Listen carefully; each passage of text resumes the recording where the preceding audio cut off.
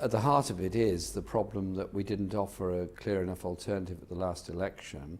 At the heart of it is also the problems of deindustrialisation, which are not recent. They go back a very long way. So do you accept that Labour has continued that failure then?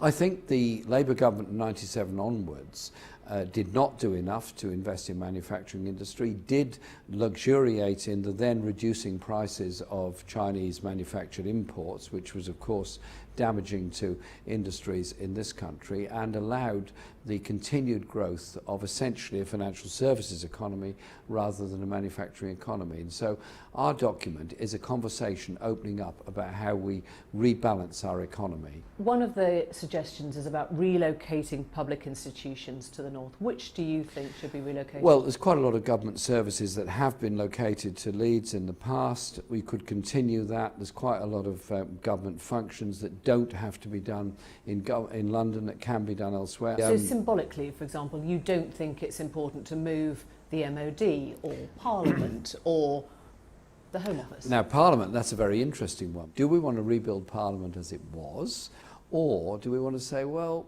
maybe Parliament could go somewhere else, maybe Parliament could rotate, maybe we could show that we are one Britain and actually have sessions of Parliament elsewhere? I'm open to that idea. When you talk about opening a conversation, sometimes you start sounding like other politicians. Oh, well, I'm having a bigger conversation then. Well, what would Jeremy Corbyn like to see? Would you like to see Parliament rotate? Yes, I would. Let me read you today's Daily Mail headline. Corbyn addresses mass rally from top of fire engine as activists pour onto street. What does that feel like? It feels like the Daily Mail possibly weren't there, but maybe they were. We had a rally last night in London.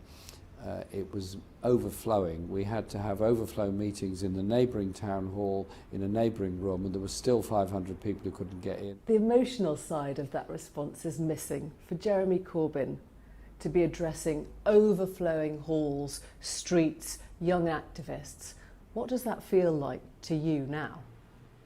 Exciting, very exciting, because it shows that there is a huge gap in the political conversation held by political parties in Westminster and the way in which the Parliament system operates and the views and aspirations of a lot of young people. Is it good for you? Did you always dream of being a leader, a Prime Minister?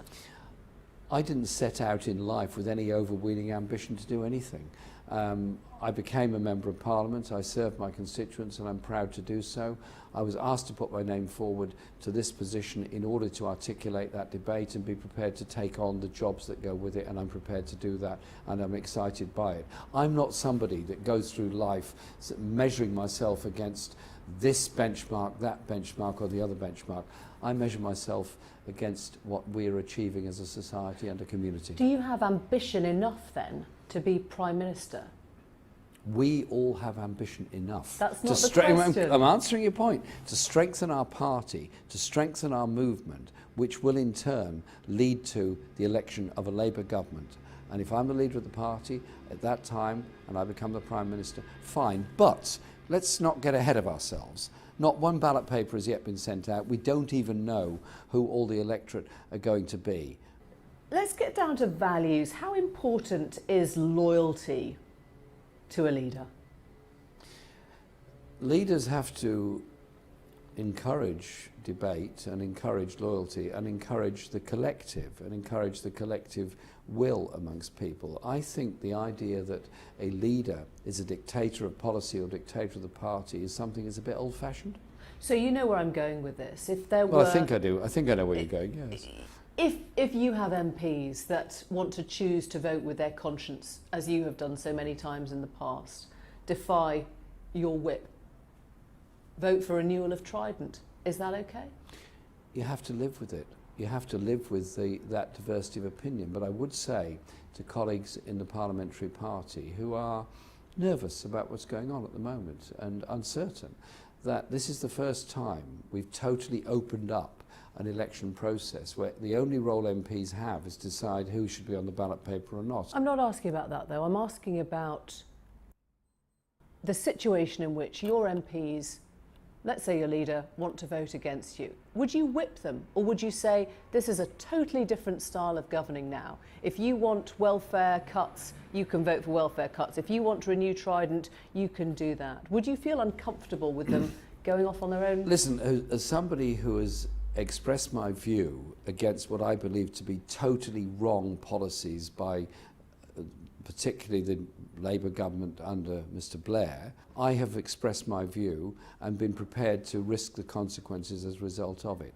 If others have the same view, maybe in a different direction, I would also understand and respect that, because at the end of the day, we're accountable to our local communities as much as we are to each other. And so, does it make life easy? No, it doesn't. But if you go on a direction of travel in which we are putting forward a different economic agenda, a welfare state that actually deals with the issues of poverty rather than demonises the poor, then I think a lot of people are going to come with us. I have an open heart and an open mind to all my colleagues in Parliament, and I don't indulge in personal abuse. If somebody thought you were totally wrong, could they still work for you? Yeah, of course.